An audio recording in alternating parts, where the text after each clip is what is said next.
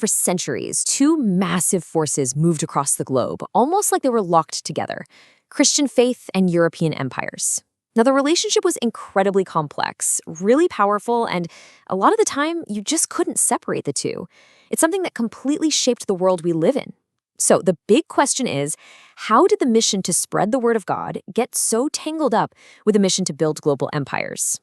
Let's get into it.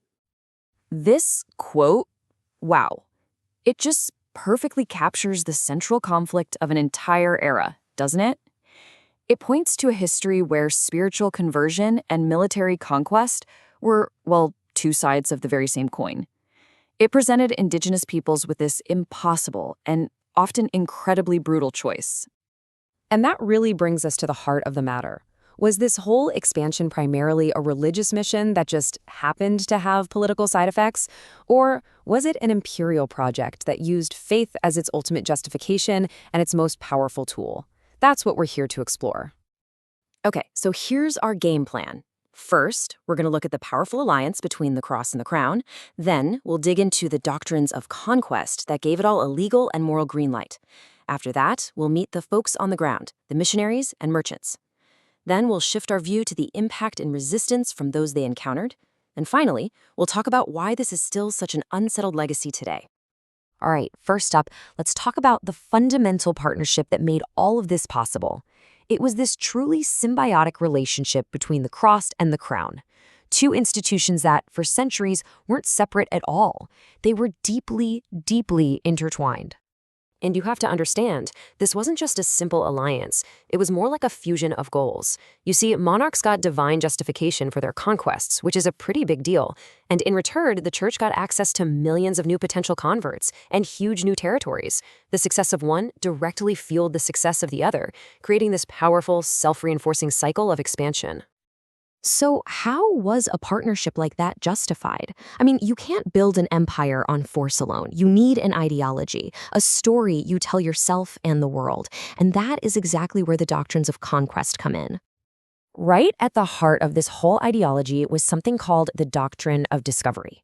And this wasn't some vague, fuzzy idea. It was a specific legal and theological concept.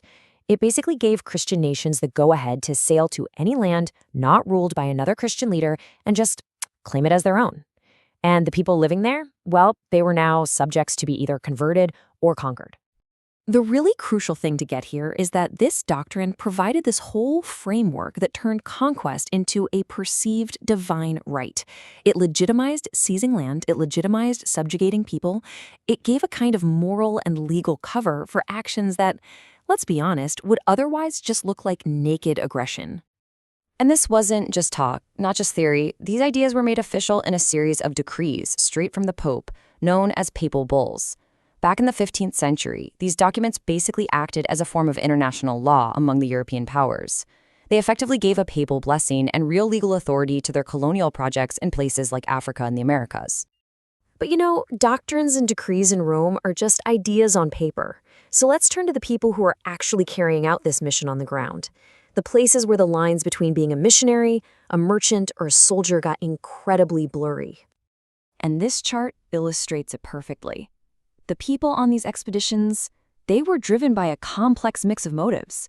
You have to ask, was a conquistador there for God, for gold, or for glory?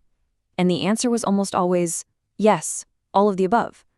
Faith, fortune, and fame were this potent cocktail that drove people to the farthest corners of the known world. Now, what's really fascinating here is the massive gap between the stated goal and the practical outcome. The official mission might have been saving souls, but the real-world result was often cultural assimilation. You say you're building a church, but you're also establishing a colonial outpost. And the act of peaceful conversion often went hand in hand with integrating indigenous people and their economies directly into the empire's control. So far, we've pretty much seen this story from the perspective of the European ships sailing in. Let's flip the script.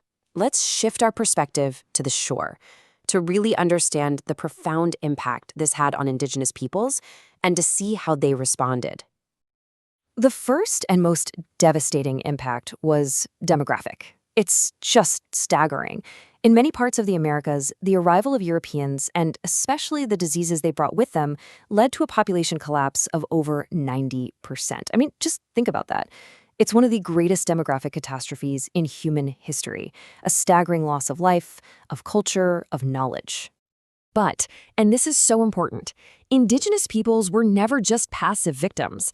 Their response was active, it was strategic, and it evolved over centuries. It started with armed resistance, then shifted to forming clever, strategic alliances with and against different European powers. It also included subtle forms of cultural blending or syncretism, where their own beliefs were woven into Christian practices. And later, the fight moved into the legal and political arenas. So the overall impact was, well, it was total.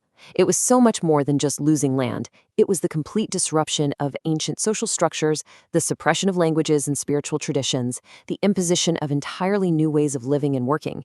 But out of all that, it also led to the creation of new hybrid cultures and religions that are still very much alive today. So why does all this history from 500 years ago still matter so much? Let's connect the dots from the past directly to the present because this legacy is far, far from settled. You can literally draw a straight line from that 15th century doctrine of discovery to legal disputes happening right now. That exact same doctrine was cited by the U.S. Supreme Court in the 1800s to justify federal power over Native American lands. That legal precedent is still the basis for land claim disputes today, and it's what fuels modern calls for the Catholic Church to formally rescind the doctrine once and for all. At the end of the day, the story of the cross and the conquest isn't some closed chapter of history tucked away in a textbook.